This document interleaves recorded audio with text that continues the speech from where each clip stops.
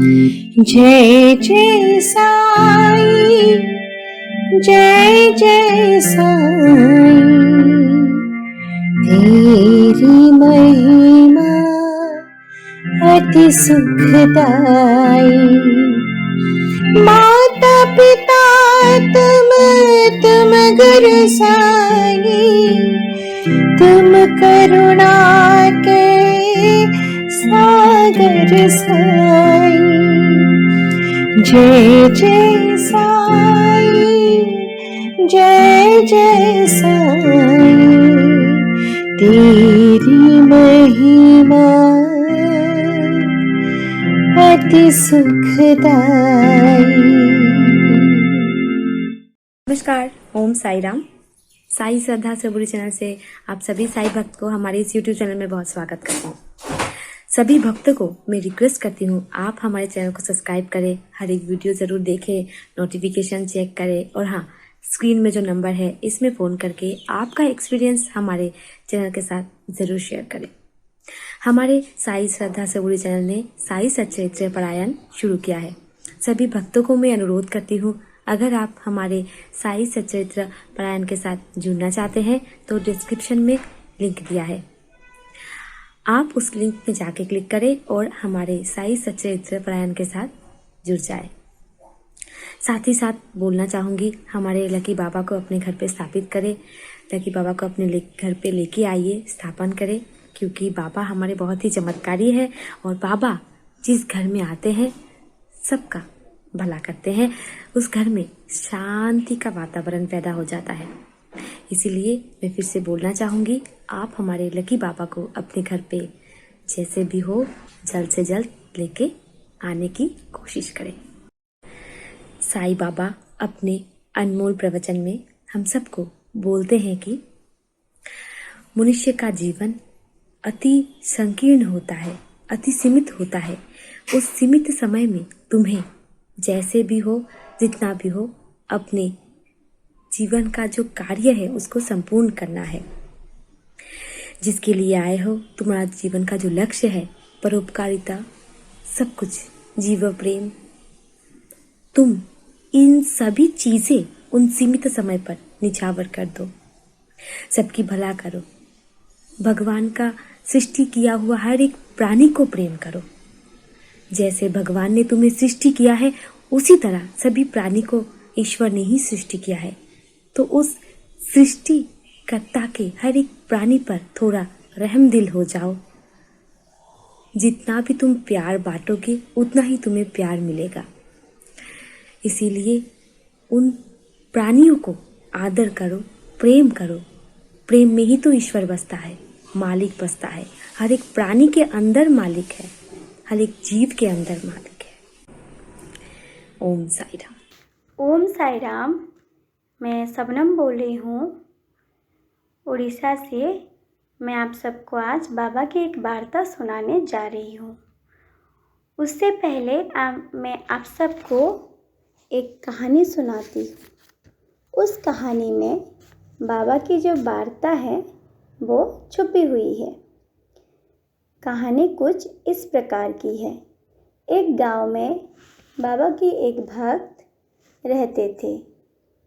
एक बार उनके पापा का तबीयत खराब हुआ और वो मेडिकल में भर्ती हो गए। उनका पूरा परिवार उनका देखभाल करने लगा। फिर भी उनका जो स्वास्थ्यावस्था में कोई सुधार नहीं आ रही थी। इसीलिए पूरा परिवार परेशान था। वो लोग पूरा परिवार बाबा का भक्त था। उनका पापा भी बाबा का एक भक्त थे और एक नेक और सच्चे दिल के इंसान थे। उन्होंने कभी किसी को कष्ट नहीं दिया, किसी को दुख नहीं दिया, किसी का अनिष्ट नहीं किया। हमेशा ज़रूरतमंद को मदद करते थे और हमेशा सच्चाई के रास्ते पे चलते थे। ऐसे कुछ दिन चलता रहा। वो ऐसे हॉस्पिटल में थे। कुछ दिनों के बाद उनके पापा का मौत हो गई और ये मौत का सदमा उनके जो बेटे थे, जो बाबा के भक्त थे, ये बर्दाश्त नहीं कर पाए और बाबा का फोटो के सामने आकर बोले, बाबा मेरा भक्ति में क्या कमी रह गई? हम लोग तो पापा का अच्छा स्वास्थ्य के लिए आपसे कितना प्रार्थना किए, लेकिन आपने उनको ठीक क्यों नहीं किया? उनको क्यों नहीं बचाया? वो भी तो आपका एक भक्त थे। तो फिर बाबा को उनका जो ये दया और करुणापूर्ण स्वर में जो बाबा को वो पुकार रहे थे, इससे बाबा को दया आ गई और बाबा उनका सपने में आए और बोलने लगे, बेटा मैं अपना भक्त को कष्ट में नहीं देख सकता। तुम्हारा भक्ति में कोई कमी नहीं है और तुम्हारे पापा एक सच्चे और नेक इंसान थे और मेरा भक्त थे, लेकिन उनका जो कर्म था, पिछले जन्म का जो कर्म था, वो बहुत बुरा था। उसके चलते वो अगर जिंदा रहते तो जिंदगी भर वो कष्ट पाते। उनका इस जन्म का कर्मफल बहुत अच्छा था, इसीलिए मैं उनका कर्म, जो बुरे कर्म का फल को कम करके उनको अपने पास बुला के मुक्ति दे दिए, उनको मोक्ष की प्राप्ति हो गई। तो फिर भक्त ने ऐसे जब आँख खोला और उसको पता चला कि ये सपना ही था, तो उसके दिमाग में एक क्वेश्चन आया, अरे बाबा ने तो सपना में बोला कि मेरे पापा को मुक्ति मिल गई, लेकिन पापा को मुक्ति मिली बोल के मुझे कैसे पता चलेगा? तो वही सेम क्वेश्चन वो जाके दूसरे दिन बाबा को बोला, बाबा आप मेरे पापा को मुक्ति दिए, ये मैं कैसे जानूं कि आप मेरे पापा को मुक्ति दिए? उसी दिन फिर बाबा ने उनके सपने में आए। बाबा उनके सपने में आके बोले, बेटा किसी भी इंसान का मृत्यु से पहले अगर मेरा कोई चीज़, जैसे मेरी उदी, मेरी अभिषेक का जल, मेरी फूल अगर आके उनके पास पहुंच जाती है तो उस इंसान का मुक्ति तय है। और तुम तो तुम्हारे पापा को उदी लगाते थे ना, तो फिर उनको कैसे मुक्ति नहीं मिलता? तुम उदी लगाते थे, इसलिए उनको मुक्ति मिल गई। और तुम खुश रहा करो, ऐसे उदास मत रहा करो, मुझे बहुत दुख होता है।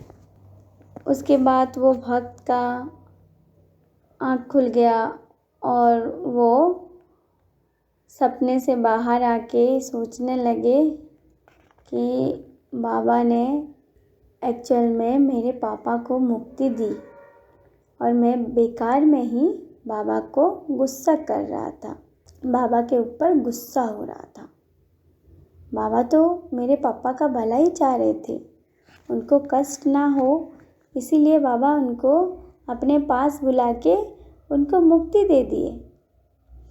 तो ये कहानी से हम लोग को ये सीख मिलती है कि अगर हमारा बहुत प्रेयर करने के बाद भी बाबा हमारे कोई अपने को नहीं बचा रहे हैं, तो इसमें उन्हीं का ही भलाई छुपी हुई है। और हम लोग उनका मौत का सदमा बर्दाश्त नहीं कर पा के बाबा को ही गाली देते हैं, बाबा पे ही गुस्सा करते हैं। ऐसा नहीं करना चाहिए, क्योंकि हम लोग जब बाबा पे गुस्सा करते हैं, बाबा के सामने रोते हैं, तो बाबा भी दुखी हो जाते हैं।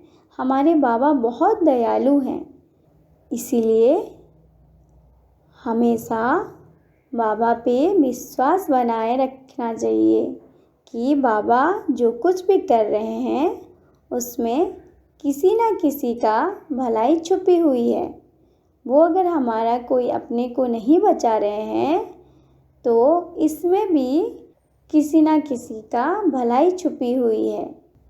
ओम साई राम।